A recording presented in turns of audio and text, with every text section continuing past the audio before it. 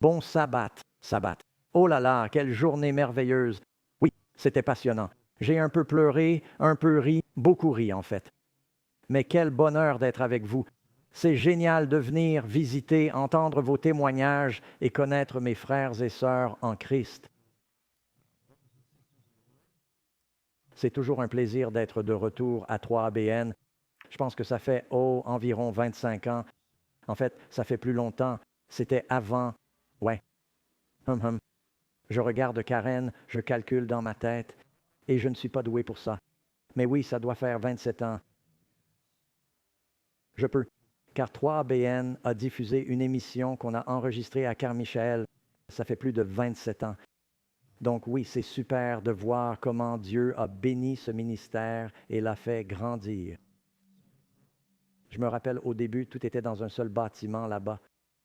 Je rentrais tard de Sacramento et Mitch, ici présent, priait avec moi. Il était là.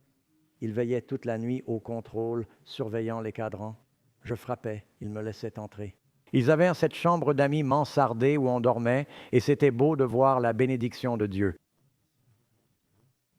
Tant qu'on garde l'essentiel, Amen. Dieu bénira. Je vous dis pourquoi. Pourquoi Jésus est venu? Pour chercher et sauver les perdus. Ses derniers mots avant de monter au ciel. Allez, enseignez à toutes les nations. Jésus veut sauver les gens, c'est sa priorité. Si vous dites, Seigneur, envoie-moi, utilise-moi pour toucher les autres, il vous bénira. Amen. Mieux vaut agir et se tromper que ne rien faire parfaitement. Donc, si on fait l'effort de dire, Seigneur, je ne suis pas parfait, mais utilise-moi pour toucher les autres, il nous bénira. Amen.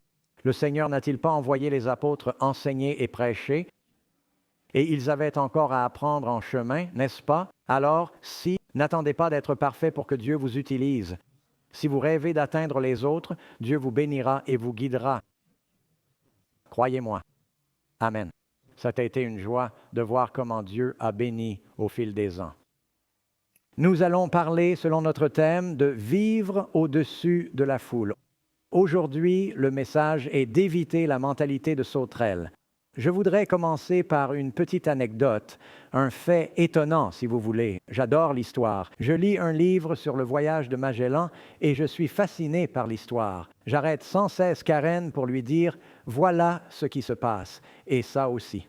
C'est vraiment incroyable. Une autre grande aventure que j'ai adoré lire, c'est l'expédition de Lewis et Clark. En fait, je ne sais pas si tu as déjà imaginé à quelle époque tu voudrais aller si tu pouvais voyager dans le temps. Je sais qu'il y a plein d'endroits où je ne voudrais pas retourner dans le passé, mais un moment que je trouverais fascinant, ce serait de participer à cette expédition et de traverser les États-Unis quand tout était si pur et grandiose. Ils ont attendu 1 jour et demi qu'un troupeau de bisons traverse un ruisseau. Wow! Ils ont vu des oiseaux obscurcir le ciel pendant 6 heures, des nuées si denses qu'elles cachaient le soleil. La faune et les merveilles naturelles qu'ils ont vues étaient incroyables. Et pour eux, découvrir tout ça pour la première fois, c'était tellement extraordinaire. Et tout ça est arrivé parce que Napoléon s'est retrouvé à court d'argent. Napoléon était à court d'argent et a envoyé un message à Jefferson, lentement car sans Internet, proposant de vendre la Louisiane, soit 1/3 des États-Unis.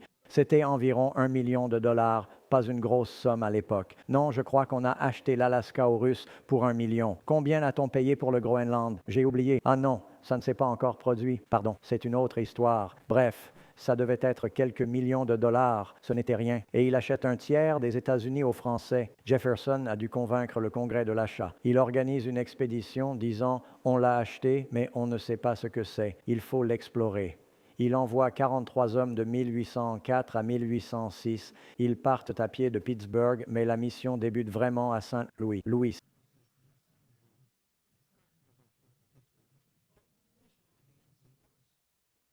Et ils finissent par atteindre l'océan Pacifique. Ils voulaient d'abord revendiquer le territoire avant les Britanniques et les Espagnols. Jefferson, scientifique et fermier, leur dit « Étudiez la faune et la flore Notez tout sur le pays et établissez des liens commerciaux avec les tribus locales. Leur départ marqua le début d'une aventure vraiment épique. Vivre leur périple, voir ces merveilles, leur courage face à l'inconnu à chaque tournant. Des Indiens les ont prévenus. À l'ouest, vous verrez de gros ours. Ils ont dit « Ah bon ?» Habitués aux petits ours noirs du Kentucky. Les Indiens ont insisté « Non, vraiment gros ». Lewis écrit qu'ils étaient très curieux de voir ces fameux gros ours. Il a dit « On a des fusils du Kentucky, on ne craint pas les gros ours ». Lewis et un chasseur cherchèrent du gibier quand ils sont tombés sur leur premier grizzly. En chemin, ils ont dû tirer sur 2-3 grizzlies, se sont fait courser et ont vidé la moitié de leur fusil sur un seul ours. Lewis note « La curiosité des hommes est comblée. C'était une histoire incroyable de comment ils ont failli. Un seul homme est mort d'une appendicite en plus. C'était un voyage extraordinaire de 13 000 kilomètres. Ils espéraient trouver une voie navigable par le passage du nord-ouest, mais en vain. Une des raisons de Jefferson était qu'il pensait à une histoire de la Bible. Jefferson ne croyait pas aux miracles bibliques, mais il voyait la Bible comme un livre d'histoire. Il lut que les Israélites allaient apprendre un pays donné par Dieu, mais inexploré depuis des générations, et personne, même pas Moïse, n'y était jamais allé. Il dit « Envoyons une expédition pour découvrir ». On va voir cette histoire dans la Bible. Si vous avez votre Bible, ouvrez le livre des Nombres 13, je commence au verset 1. L'Éternel dit à Moïse, « Envoie des hommes explorer Canaan que je donne aux Israélites. Choisis un chef de chaque tribu. » Moïse les envoya du désert de Paran selon l'ordre de Dieu. Ils ont envoyé un chef, peut-être élu, de chaque tribu. Je ne vais même pas lire tous les noms des personnages choisis, car ils se sont évaporés dans l'insignifiance historique, sauf 2. Il y avait Caleb de la tribu de Juda et Josué de la tribu d'Éphraïm. Vous pouvez donc reprendre ici dans Nombres 13-17. Moïse les envoya explorer le pays de Canaan. Il leur dit « Montez vers le sud, allez dans les montagnes, observez le pays. Si le peuple est fort ou faible, peu ou nombreux, si leur terre est bonne ou mauvaise, si leurs villes sont des camps ou des forteresses, si le sol est riche ou pauvre, s'il y a des forêts ou non. Ayez bon courage, n'ayez pas peur, et rapportez des fruits du pays, rapportez des échantillons. » C'était la saison des premiers raisins mûrs. Obéissant à leur mission, ils montèrent et explorèrent le pays du désert de Tsin jusqu'à Rehob, près de l'entrée de Hamath. Ils montèrent par le Negev et arrivèrent à Hébron. Ahiman, Sheshaï et Talmaï, descendants d'Anak, y habitaient. Anak était un roi dont le lit mesurait 4 mètres de long. Goliath ne faisait que 2,90 mètres. Donc, quand on parlera des Anakim, pensez à une race de géants. Les Anakim étaient là. Ils arrivèrent à la vallée d'Eshcol, verset 23, et y coupèrent une branche avec une grappe de raisin. Eshcol signifie grappe.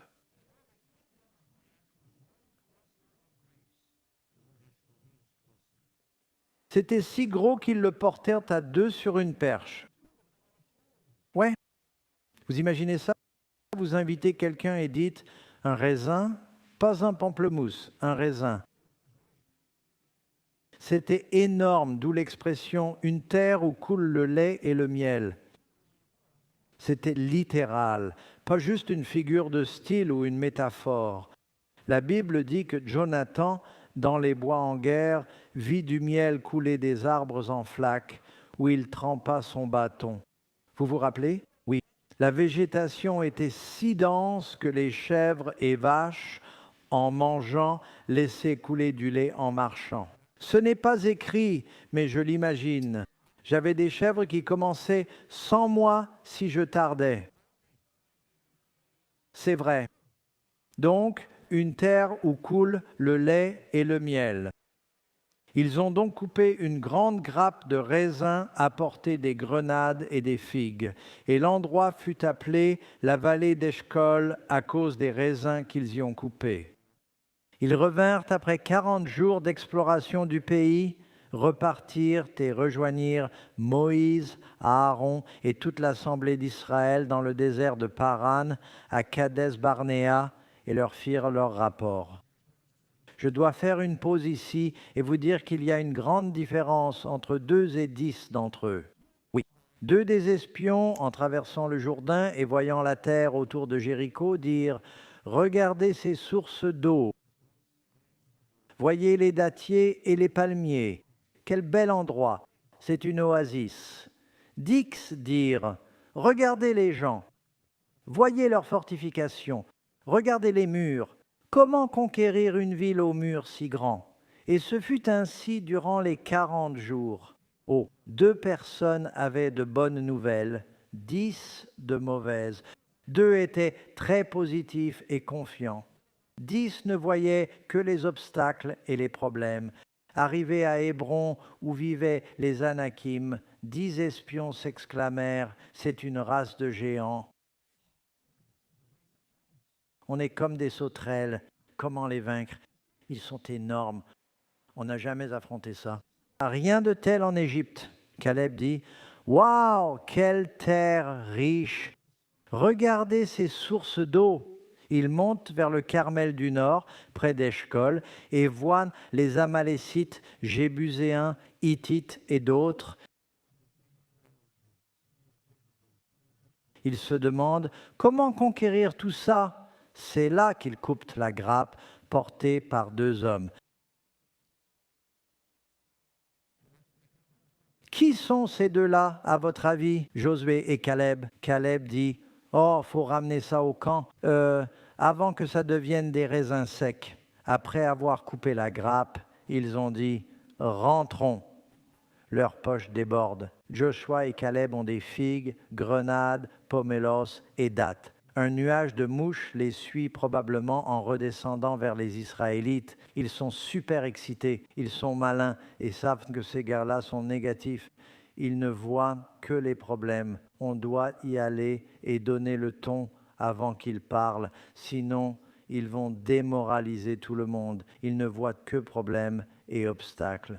Joshua et Caleb disent « C'est la terre promise. On l'appelle ainsi car Dieu a promis de nous la donner. C'est vrai. Pourquoi Dieu promettrait s'il ne pouvait pas nous la donner? Exact. Beaucoup croient que Jésus est mort pour nos péchés, mais même parmi les chrétiens, certains doutent qu'il puisse les sauver. Amen. Amen. Ils disent « J'espère être sauvé. Ce serait bien, mais je suis si pécheur. » Ils croient plus en leur péché qu'en Dieu. Amen.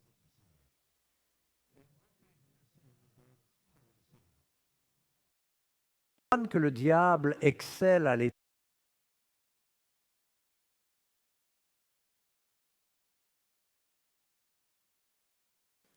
Ils croient que le diable excelle à les tenter et savent qu'il est facile de succomber, mais doutent que Jésus puisse les protéger.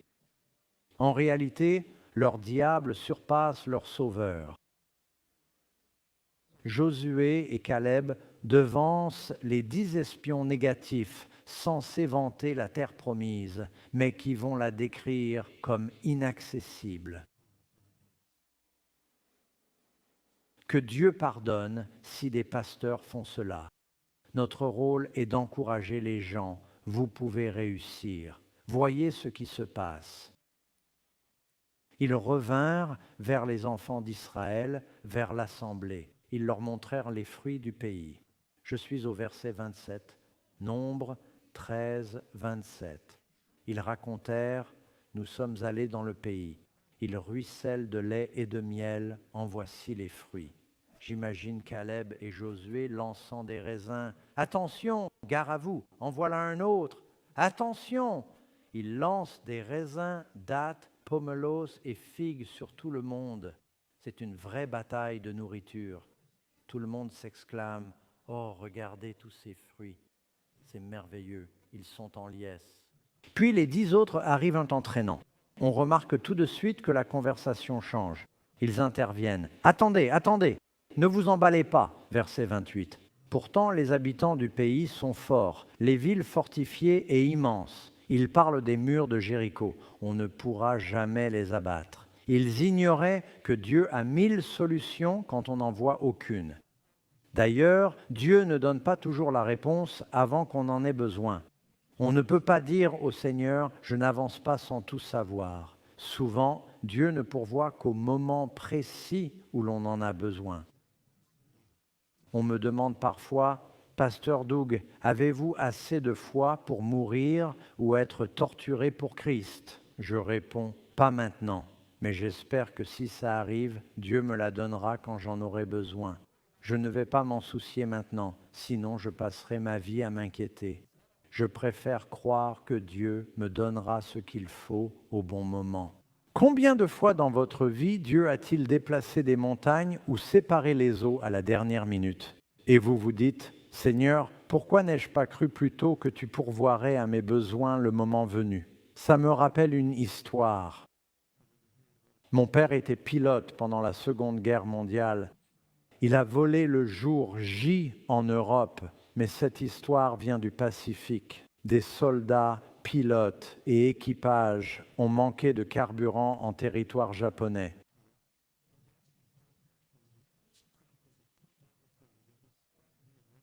Ils ont atterri sur un terrain abandonné d'une île partiellement occupée par l'ennemi.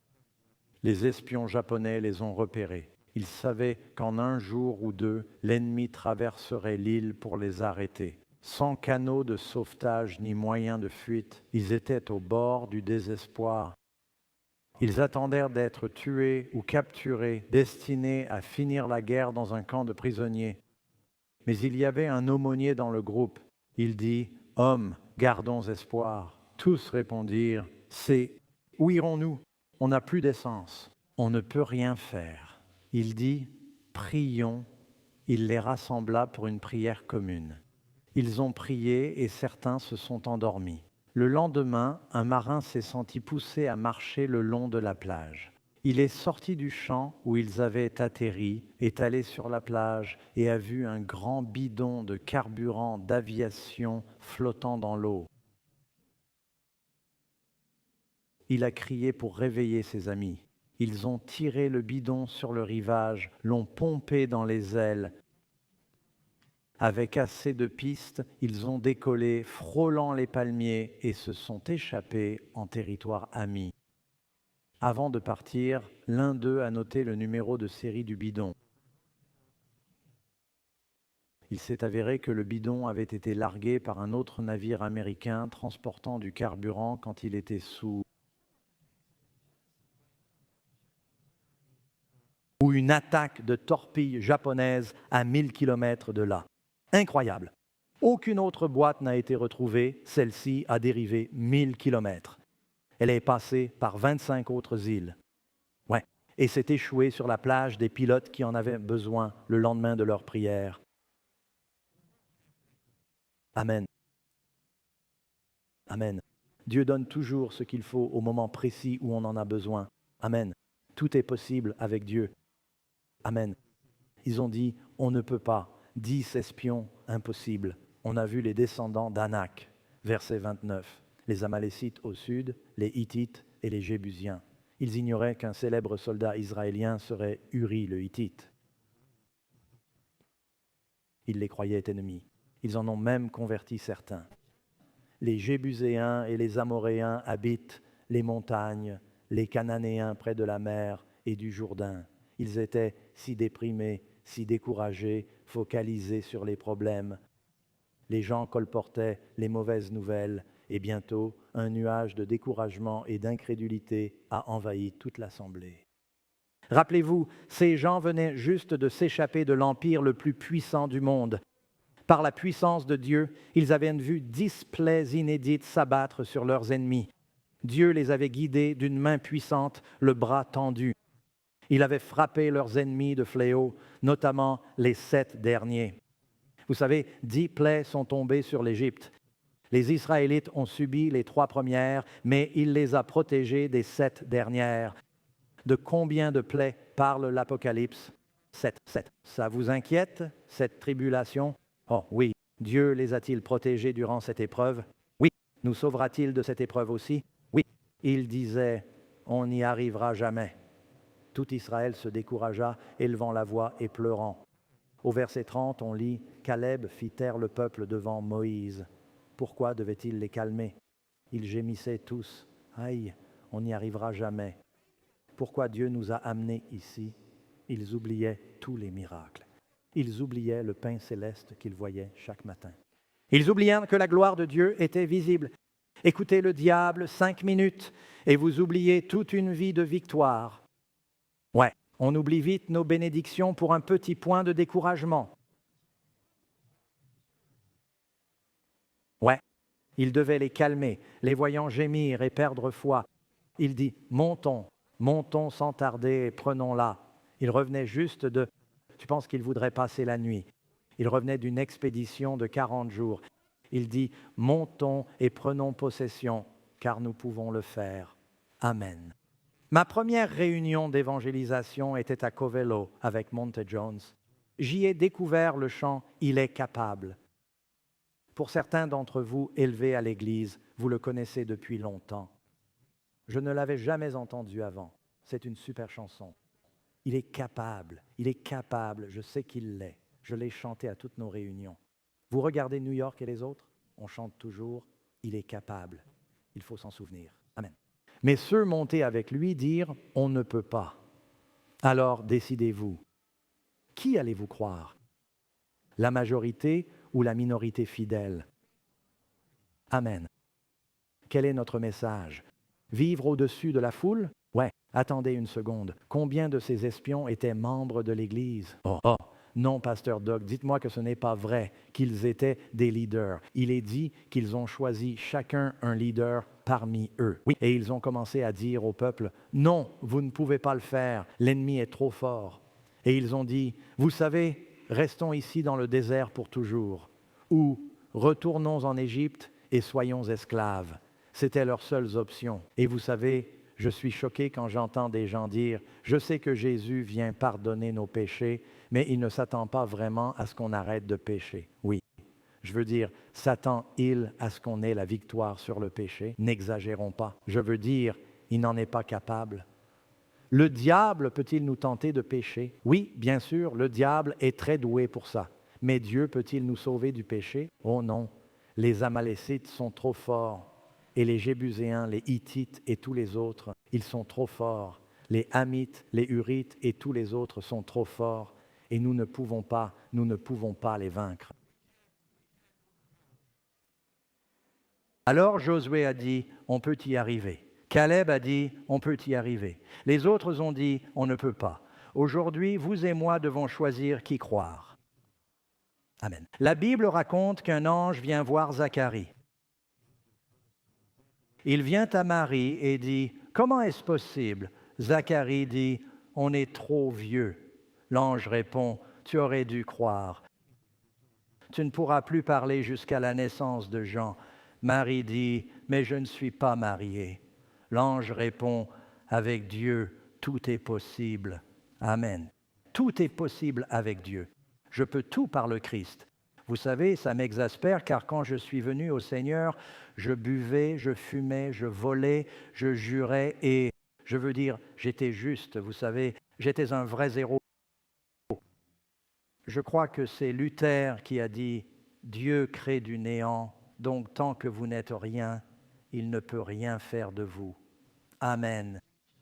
Et une fois que vous réalisez avoir touché le fond, quand tu t'abandonnes et es crucifié avec Christ, il peut te recréer et faire de toi une nouvelle créature. Ouais, mais tu dois être brisé. Celui qui tombe sur le rocher et se brise, il y a de l'espoir pour lui. Amen. Dieu m'a aidé à arrêter de fumer, boire et jurer. Ce n'est pas que je n'ai pas la liberté de le faire. Et tu sais quoi? Je connais tous les gros mots. Je m'en souviens encore. Je ne les dis pas. Je n'y pense pas. C'est ça. Car je suis une nouvelle personne maintenant. Amen. quand on me donne des excuses pour le péché, je me dis, je ne veux pas entendre ça. Ne dis pas que tu ne peux pas avec Christ. Amen.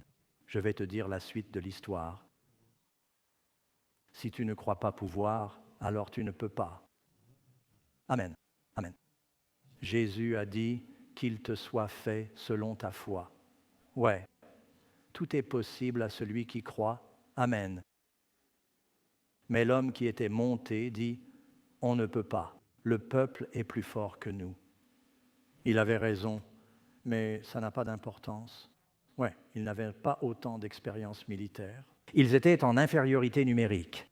Ils étaient sous-fortifiés, mais ça n'a pas d'importance, car vous et Dieu êtes toujours majoritaires. La Bible promet qu'un seul en chassera 1000, donc les chiffres n'ont jamais compté. Jonathan et son écuyer affrontent les Philistins. Jonathan dit, rien n'empêche l'Éternel de sauver peu ou beaucoup. Je sais qu'on est en infériorité, mais avec Dieu, on peut vaincre cette garnison. Amen. Eux deux affrontent une garnison de Philistins, gagnent, survivent, et les Philistins tombent. Alléluia. Amen. Parce qu'ils croient. Amen. Ne sous-estimez pas ce que Dieu peut faire. Y a-t-il un domaine où vous n'avez pas vaincu les Hittites et les Jébuséens et vous êtes à l'aise? Quand Israël est entré en terre promise, Dieu a dit, n'arrêtez pas avant de les avoir chassés. Oui, car si vous ne les chassez pas, ils seront des épines dans vos flancs et des éclats dans vos yeux. Après s'être installés, ils ont dit, on les a réduits, pas besoin de les chasser totalement. Moïse dit, ne faites pas ça, vous ferez des alliances, vos fils les épouseront. Ils éroderont votre foi. Ne vous installez pas avant de les avoir chassés et d'être vraiment libres. Amen. L'Église s'est habituée à un peu de mondanité et a commencé à faire des compromis. C'est vrai. On a pensé, eh bien Et vous savez quoi? Ces nations, pendant qu'ils ne regardaient pas, ont recommencé à croître. Oui, ils ont commencé à se marier avec leurs enfants. Ils ont compromis leurs croyances et bientôt, ils adoraient leur Dieu. Oui, et tout cela s'est passé dans la terre promise. C'est exact, car ils se sont contentés de trop peu. Dieu dit, je veux une victoire totale. Ils ont dit, tolérons quelques ennemis.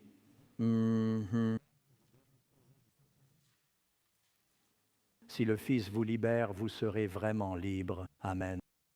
Il faut y croire. Oui, soit les 10 espions, soit les 2.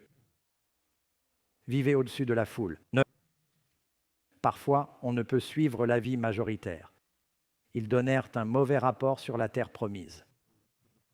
Vous imaginez ça? L'Évangile est une bonne nouvelle. Comment partagez-vous l'Évangile?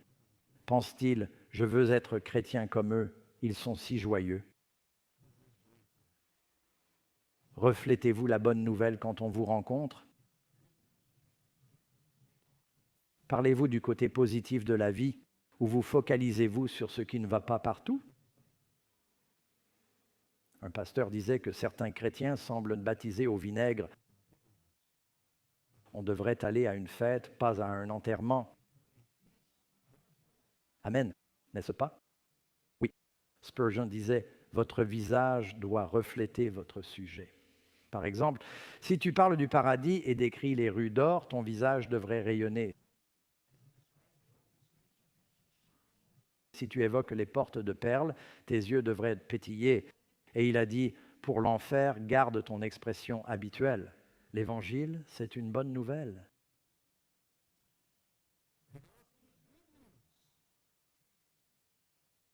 Tellement bon. Et là, tu as un groupe qui dit, oh, la terre qu'on a traversée, elle bouffe ses habitants. C'est comme si la terre allait les gober, tu vois, dès qu'ils la traverseraient. C'est une terre qui dévore ses habitants. Mais Caleb et Josué ont dit, elle ruisselle de lait et de miel. Alors, on sait quoi? Tous les gens qu'on a vus, c'était des colosses. On a vu les géants, les descendants d'Anak. On était comme des sauterelles à nos yeux. Notez que ça commence par leurs propres yeux. Amen.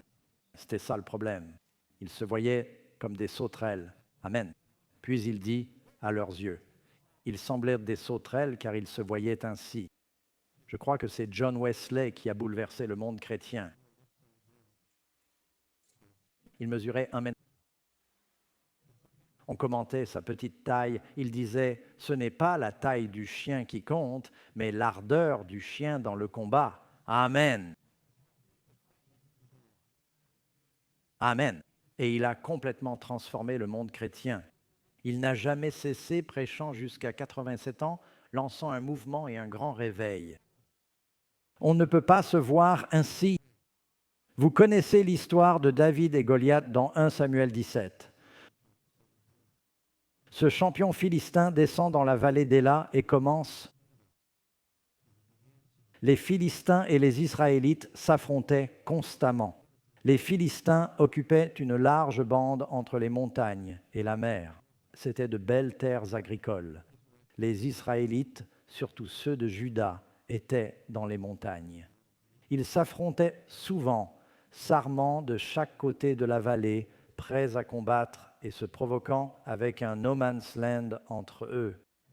Du camp philistin surgit un homme, un véritable géant. Il arriva en tonnant.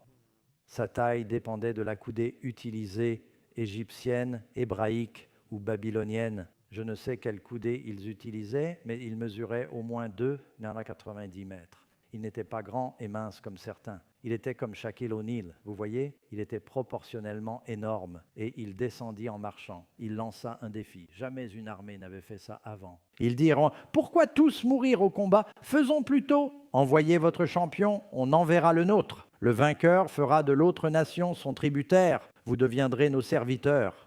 Ils étaient sans voix. Ils ne voulaient pas avouer n'avoir personne à la hauteur. Pendant 40 jours, Goliath descendait les narguer. Allez, envoyez-moi des hommes. N'avez-vous pas un seul homme prêt à se battre? N'y a-t-il personne? Je me demandais pourquoi Saül n'y allait pas. La Bible dit qu'il dépassait tout le monde d'une tête. Ça aurait dû lui donner un avantage. Jonathan avait la foi, mais Saül ne laisserait pas le prince héritier l'affronter. La Bible raconte que Samuel, venu choisir David, vit d'abord Eliab, son frère aîné, grand et fort. Il pensa, sûrement, voici l'élu du Seigneur. Dieu dit, ne regarde pas sa taille, ne juge pas par l'apparence, mais par le cœur. Il choisit David, qui par hasard avait ma taille. Non, je ne sais pas. Et donc après, cela dure 39 jours. Jessé dit, David, tes frères sont au front, apporte-leur des provisions. David y va et, en les distribuant, Goliath surgit, lançant son défi. À chaque fois, il se moque davantage. Il raille le Dieu d'Israël. David l'entend et pense, on va vraiment rester là sans rien faire? N'y a-t-il personne? Cette indignation, inspirée par l'Esprit, monte en David. Il pense, personne ne va défendre la gloire de Dieu face à ces païens. Personne n'avait réagi. David finit par demander, quelle récompense pour celui qui l'abattra? Il avait déjà décidé, si personne ne le fait, je le ferai. Je me demande juste quelle est la récompense. Oh, il sera exempté d'impôts en Israël. Le roi lui donnera sûrement sa fille en mariage. Ça s'est retourné contre lui, mais ça a marché. Bientôt, Saül apprend qu'un jeune blanc-bec de Bethléem se vante de pouvoir affronter le géant. Saül pense, est-ce mon musicien? Amenez-le-moi. David dit, pourquoi laisser ce géant vous intimider? Il ajoute, un ours a pris des moutons, je l'ai tué. Un lion est venu, je l'ai tué. Vous savez, il n'est pas dit que David a tué le lion avec une fronde. On le représente toujours ainsi. Il est dit, je l'ai pris par la barbe. L'Esprit Saint est venu sur David comme sur Samson. Tu sais, Samson n'a jamais... Montre-moi où il est dit que Samson avait de gros muscles. En fait, Samson mesurait environ 1 mètre. Eh bien, on n'en sait rien. Ce n'est pas dit exactement comme ça. Mais il est dit que quand l'Esprit du Seigneur l'a quitté, il était comme les autres, non? Oui, oui, c'est vrai. Alors, qu'est-ce qui fait la différence? C'est la taille du combat dans le chien. C'est la force de la foi chez le croyant, ouais, qui fait la différence. Amen, amen. Il a dit, je vais combattre ce géant. Saül pense, si on envoie notre meilleur homme et qu'il perd, on aura l'air bête et on sera leurs esclaves. Si on envoie un gamin, on sera peut-être esclave, mais on se sentira moins mal parce que, tu sais, au moins, eux, ils vont se sentir mal. Et il a dit, d'accord, ton optimisme m'inspire, tu peux y aller. Et puis Saül essaie de mettre son armure sur David. Et vous savez, Saül dépassait tout le monde d'une tête et des épaules. Il met l'armure de Saül, regarde par le trou du cou et dit, je ne peux pas combattre le géant comme ça. Je serai mort avant de quitter le champ. Alors il prend 5 pierres lisses. Tout le monde voyait un géant de près de 3 mètres. David savait qu'il ne faisait que 1,65 mètres. C'est une question de perspective. Ouais. Et David ne savait même pas comment il allait s'y prendre. Il savait qu'il était doué avec une fronde. La Bible nous parle de certains Benjamites. David était de Juda, mais la Bible dit que des Benjamites pouvaient lancer des pierres de la main gauche avec une précision incroyable. J'avais un ami en Alaska, certains Inuits, ils lancèrent des pierres. Ils disaient qu'avec la bonne pierre, on pouvait traverser du contreplaqué de 1 cm. Oui, ces projectiles ont une sacrée vitesse initiale. David choisit 5 pierres. Goliath est de l'autre côté, l'armée le nargue. David descend au ruisseau entre les deux et commence à chercher dans l'eau. Il choisit de bons projectiles, en prend 5. Quelqu'un dit, si David avait tant de foi, pourquoi pas un seul? Dans la Bible, on apprend que Goliath avait 4 autres parents géants. David se dit que s'il venait, il serait prêt pour chacun d'eux. Goliath sort et voit ce garçon, il pense qu'il apporte un message, il voit le combat dans les yeux de David et se dit, tu plaisantes? David tient son bâton de berger. Goliath dit, quoi? Pas d'armure? Tu m'envoies même pas quelqu'un en armure à tuer? Il dit, suis-je un chien que tu viennes avec un bâton? Goliath piétine, soulève la poussière, crie et jure par ses dieux philistins, je vais te décapiter, je vais te tuer, je vais te donner aux vautours et aux moufettes et... Bon, si tu combats un géant, ne l'énerve pas d'abord, hein? David ne recule pas d'un pouce. Le courage, l'audace, la hardiesse, la foi, il a dit, non, non, non, laisse-moi te dire comment ça va finir. Je vais te tuer et prendre ta tête. Tu viens avec épée, lance et bouclier, mais j'ai bien plus fort que tout ça. Allez. Ouais, je viens contre toi au nom de Dieu. Amen. Toi et Dieu, vous êtes toujours l'équipe gagnante. Amen. Ouais. Goliath vous a-t-il déjà nargué? Oui. Avez-vous déjà senti le diable trop puissant? Que David utilise-t-il pour terrasser le géant? Pierre. Jésus dit, celui qui entend et fait est comme un sage bâtissant sur quoi? Roc. Le Christ est ce roc. Dans l'histoire, cette image géante est abattue. C'est une pierre représentant Christ, son règne, sa parole. Sur quoi les 10 commandements furent-ils écrits? Pierre. Comment abattons-nous l'ennemi? Comment Jésus a-t-il combattu le diable?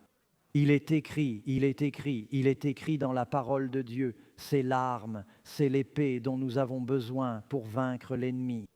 Il y a des promesses immenses et précieuses dans sa parole que vous pouvez utiliser pour terrasser chaque géant, chaque tribu étrangère dans votre esprit et votre cœur. Amen. Dieu veut que vous soyez vraiment libres. Vous devez croire qu'il en est capable. Pouvez-vous dire Amen? Amen. Alors David s'avance contre Goliath. La Bible dit que le géant alla à la rencontre de David. Il s'avança. Et cela m'a toujours fasciné, je crois l'avoir mentionné plus tôt cette semaine. David courut à la rencontre du géant. Goliath était si outré par les insultes de David, il pensa, « Pour qui se prend-il » David se dit, « Seigneur, aide-moi, je ne sais pas comment je vais faire, je n'ai même pas d'épée. Que vais-je faire, lui donner un coup de pied ?» Et Goliath soulève son casque et pense, « Ah !» Et David dit, « Ah, en plein dans le mille, loué soit le Seigneur. Je priais pour une ouverture et il me l'a donnée. Amen. » David était si habile qu'en courant, il mit la main dans son sac. Vous savez, je vous l'ai dit, j'aime lire l'histoire. Je lisais sur les batailles indiennes où les Amérindiens s'affrontaient. Ils étaient si doués qu'à cheval, ils tiraient à l'arc sans rater leur cible. Comment font-ils ça, vous vous demandez? Ces frondeurs, ils pouvaient courir, charger leur fronde, tirer et toucher la cible en mouvement. Moi, je trébucherais et m'en mêlerais les pieds.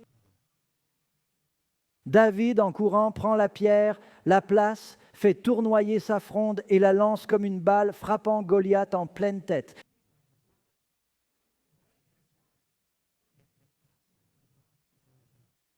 Il le touche. J'aime lire ça dans Patriarches et Prophètes. Soudain, Goliath est choqué. Il saisit son front, le sang coule entre ses doigts et il chancelle. Vous connaissez l'expression « plus on est grand, plus dure est la chute ». Il commence à tomber et David crie « Timber !» Il bascule et s'effondre face contre terre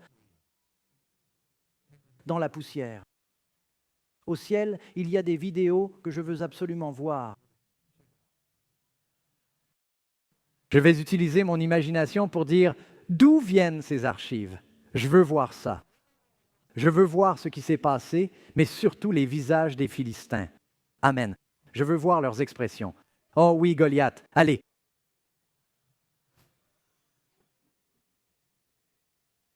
L'incrédulité totale. Dans l'armée israélienne, ils se disent « Combien de temps tiendra ce fils de Jessé ?» Je ne sais pas. Je lui donne 20 secondes. Et toi, 30 secondes. Il parine sur le temps qu'il tiendra avant d'être écrasé. Puis il voit Goliath tomber. Oh, les soldats israélites sont bouche bée. Même son propre camp. Oui, il y a probablement eu un long silence gênant. Personne ne bouge. David dit « Vous m'aidez pas ?» Il va prendre l'épée de Goliath. Il gémit encore un peu. Il n'est pas encore mort. Il coupe la tête du géant et la brandit.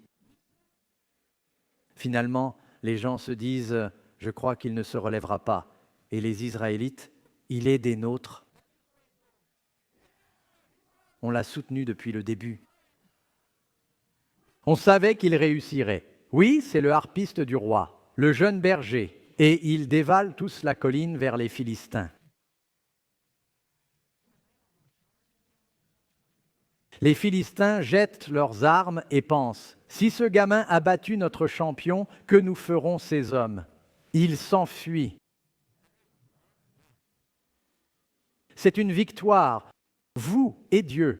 David dit « Tu viens avec épée, lance et bouclier, moi au nom de l'Éternel. Amen. » Face à la tentation, criez « Seigneur, sauve-moi comme Pierre. » Dieu viderait le ciel d'anges plutôt que de laisser échouer un enfant qui croit en lui. Amen. Vous pensez peut-être, Seigneur, je ne suis pas grand-chose. Comment vais-je y arriver? Romains 4, 17 dit, Dieu appelle les choses qui ne sont pas comme si elles étaient. Amen. Dieu nous appelle saints, il nous appelle ses enfants. Il dit, j'ai préparé une place pour vous avant même que vous ne la méritiez. Oui, amen. Tout est possible à ceux qui croient. Revenons à mon histoire. Dans le livre des Nombres, un groupe dit « on peut y arriver ». L'autre dit « on ne peut pas ». Au chapitre 14, tous élèvent la voix et pleurent toute la nuit. Ils disent « tuons Moïse et Aaron, retournons en Égypte, redevenons esclaves ». Des croyants préférant l'esclavage à la liberté. On ne croit pas pouvoir y arriver. C'est trop dur d'être chrétien. Seul le diable les effraie. C'est vrai. Croyez-moi, être sauvé est plus facile qu'être perdu. Amen. Amen. Le diable nous fait croire qu'il est plus facile de se rendre et d'être esclave. Et Moïse et Aaron tombèrent face contre terre. Et Caleb, fils de Jéphuné, dit, « Le pays que nous avons parcouru est vraiment excellent. » Verset 8, « Si l'Éternel nous aime, il nous fera entrer dans ce pays et nous le donnera. C'est un pays où coule le lait et le miel. Ne vous rebellez pas contre l'Éternel. Continuez à croire en lui. » Jésus a dit, « Où est votre foi ?» Combien de fois l'a-t-il demandé aux apôtres? Oui. On se focalise souvent sur ce qu'on ne peut pas faire. Quelques citations avant de finir. La foi n'opère pas dans le domaine du possible. Dieu n'est pas glorifié par ce qui est humainement possible. La foi commence là où s'arrête le pouvoir de l'homme. George Miller. L'incrédulité mène aux problèmes entre nous et Dieu. La foi met Dieu entre nous et nos problèmes. On voit le géant, pas Dieu. Viktor Frankl. Une foi faible est affaiblie par les épreuves. Une foi forte en est renforcée. Un anonyme, la foi voit l'invisible, croit l'incroyable, reçoit l'impossible. Amen.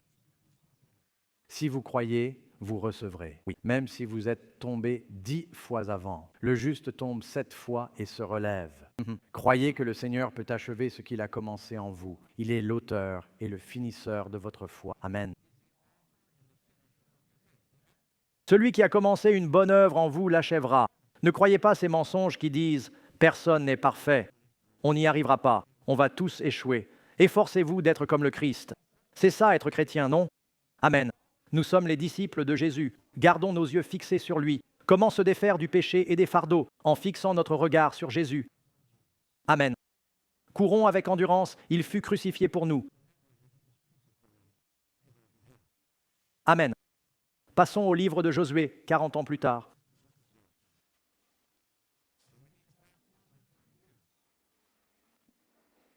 Ceux qui disaient « on n'y arrivera pas » au chapitre 14, devinez, ils n'y sont pas arrivés.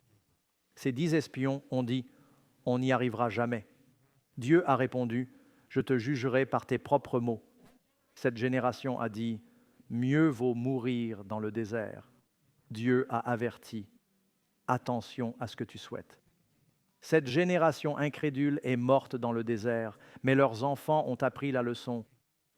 Ils avaient une foi d'enfant. La génération suivante est entrée, et les seuls de plus de 60 ans à atteindre la terre promise étaient les 2 espions qui y croyaient. Amen. Après 5 ans de combat dans la terre promise, Josué vient voir Caleb. C'est le chapitre 14 du livre de Josué. Alors les enfants de Juda vinrent à Josué à Gilgal. Caleb, fils de Jéphuné, le Kénizien, lui dit « Tu connais la parole que l'Éternel a dite par Moïse, l'homme de Dieu, sur toi et moi à Kadès-Barnéa. J'avais 40 ans quand Moïse, serviteur de l'Éternel, m'envoya de Kadès-Barnéa espionner le pays. Et je lui ai rapporté ce que j'avais sur le cœur. Amen. Pourtant, mes frères qui m'accompagnaient ont fait fondre le cœur du peuple, mais moi, j'ai suivi pleinement l'Éternel, mon Dieu. Moïse m'a alors juré, le pays que tu as foulé sera ton héritage et celui de tes enfants à jamais, car tu as pleinement suivi l'Éternel. Savez-vous ce que signifie suivre ici? Vous avez cru totalement. Amen. C'est ce que ça veut dire. Jésus dit, suis-moi. Il dit, crois en moi. Amen. Et il est dit, l'Éternel m'a gardé en vie ces 45 ans. Quel âge a-t-il maintenant? 85 ans. Amen. Depuis que l'Éternel a dit cela à Moïse, me voici aujourd'hui à 85 ans, aussi fort qu'alors. N'aimeriez-vous pas ce problème? Amen.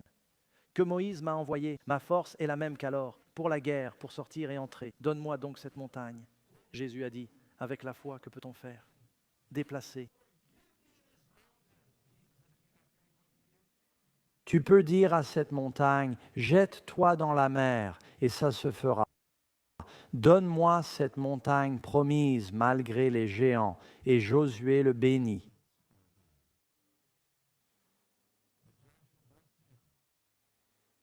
Caleb, fils de Jéphuné, alla avec Juda dans les monts d'Hébron, et ils vainquirent les géants.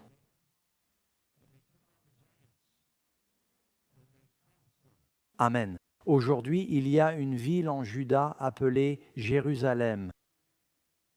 David, descendant de Juda, posséda ce pays car un vieil homme crut en la promesse de Dieu. Il a dû attendre un peu pour la promesse complète, non? Il a dû errer dans le désert pendant un moment. Mais Caleb a-t-il reçu tout ce que Dieu lui avait promis? Oui, parfois on peut sentir que notre errance dure trop longtemps. Ouais, mais si tu crois en lui, il achèvera l'œuvre commencée dans ta vie. Dieu est fidèle. Pouvez-vous dire Amen, Amen. Grande est sa fidélité. Amen. Il ne vous décevra pas.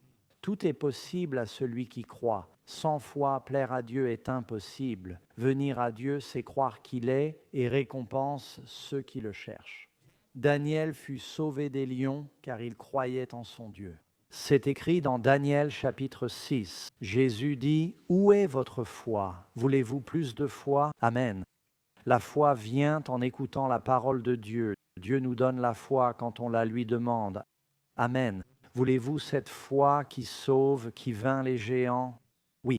Amen. Demandons-lui ensemble. Je vous invite en prière à demander cette foi. Père céleste, merci pour tes promesses dans ta parole de la Genèse à l'Apocalypse.